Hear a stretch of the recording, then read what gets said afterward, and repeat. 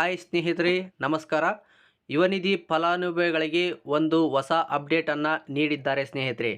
So ಅದೇನು ಅಂತ ಇವತ್ತು ಈ ಒಂದು ವಿಡಿಯೋದಲ್ಲಿ ತಿಳಿಸ್ಕೊಡ್ತಾ ಹೋಗ್ತೀನಿ.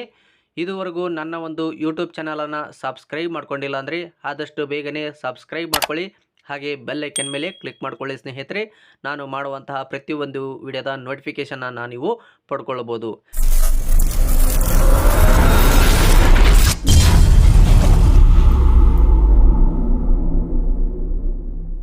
ಬನ್ನಿ ಸ್ನೇಹಿತರೆ, ಈ ಒಂದು ವಿಡಿಯೋವನ್ನು ಶುರು ಮಾಡೋಣ.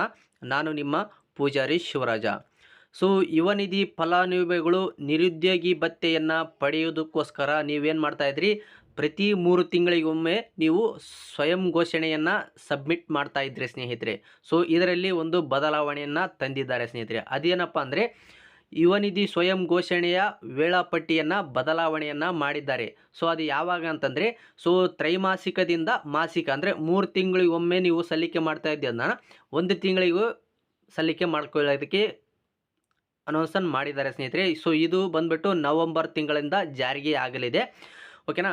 ಸೊ ನೀವು ಅದು ಯಾವ ಡೇಟ್ಗೆ ನೀವು ಸಲ್ಲಿಕೆ ಮಾಡಬೇಕಂದ್ರೆ, ಪ್ರತಿ ತಿಂಗಳು 1ನೇ ತಾರೀಕಿನಿಂದ ಹಿಡಿದು 25ನೇ ತಾರೀಕಿನ ಒಳಗಡೆ ನೀವು ಸ್ವಯಂ ಘೋಷಣೆಯನ್ನು ಸಲ್ಲಿಕೆ ಮಾಡಬೇಕಾಗತ್ತೆ. ಒಂದು ವೇಳೆ ನೀವೇನಾದರೂ ಸ್ವಯಂ ಘೋಷಣೆಯನ್ನು ಸಲ್ಲಿಕೆ ಮಾಡದಿದ್ದಲ್ಲಿ ಸೊ ನೀವು ಉದ್ಯೋಗಸ್ಥರಂತೇಳಿಬಿಟ್ಟು ಪರಿಗಣಿಸಲಾಗುತ್ತೆ. ಹಾಗೆ ಯಾವುದೇ ರೀತಿಯಾದ ಫಲಾನುಭವಿಗಳಿಗೆ ಹಣವನ್ನು ಜಮೆ ಮಾಡೋದಿಲ್ಲ.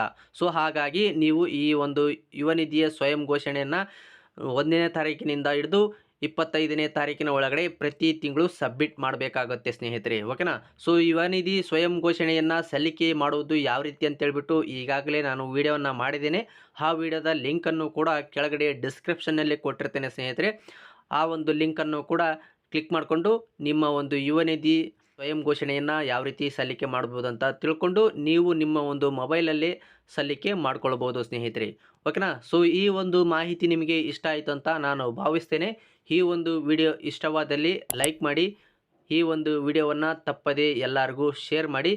ಇದೇ ರೀತಿಯಾದ ಉಪಯುಕ್ತ ಮಾಹಿತಿಗಳಿಗಾಗಿ ನನ್ನ ಒಂದು ಯೂಟ್ಯೂಬ್ ಚಾನಲನ್ನು ಸಬ್ಸ್ಕ್ರೈಬ್ ಮಾಡ್ಕೊಳ್ಳಿ. ಹಾಗೆ ಸಪೋರ್ಟ್ ಮಾಡಿ ಸ್ನೇಹಿತರೆ. ತುಂಬ ಧನ್ಯವಾದಗಳು.